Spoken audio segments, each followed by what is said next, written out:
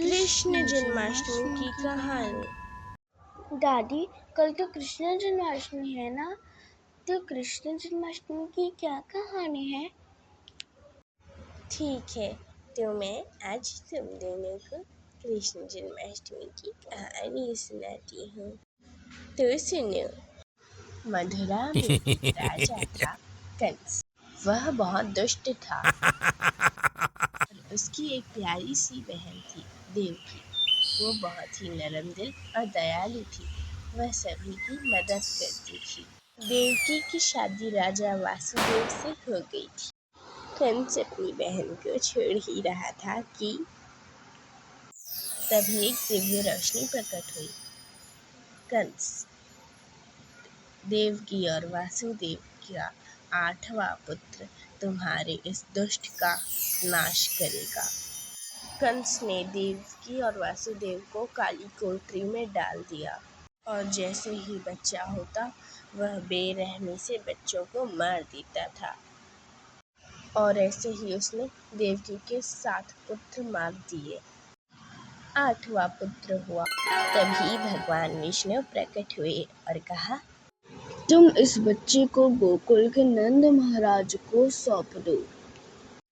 और ऐसा बोलकर वह गायब हो गए। देवकी ने टोकरी में अपने 8वें पुत्र को रख दिया और फिर वासुदेव गोकुल की तरफ चल पड़े। भगवान विष्णु की महिमा से सारे सिपाही सो गए। वासुदेव को गोकुल जाने के लिए एक नदी पार करनी थी। भगवान विष्णु को ठंडी न लगे इसलिए उनके ऊपर सांप आ गए। नदी का पानी भगवान विष्णु के दर्शन के लिए ऊपर आने लगा। जब नदी ने भगवान विष्णु के चरणों के दर्शन किए तो वह राजा वासुदेव को चलने की जगह दे दिया। राजा वासुदेव जानते थे कि इस बच्चे में कुछ न कुछ तो विशेष है। वह गोकुल पहुँचे और उन्होंने नंद महाराज को बच्चा सौंप दिया और नंद महाराज ने वासुदेव को उनकी कन्या सौंप दी। वासुदेव उनकी पुत्री को लेकर लौट आए। तभी कंस को इस घटना के बारे में पता चला।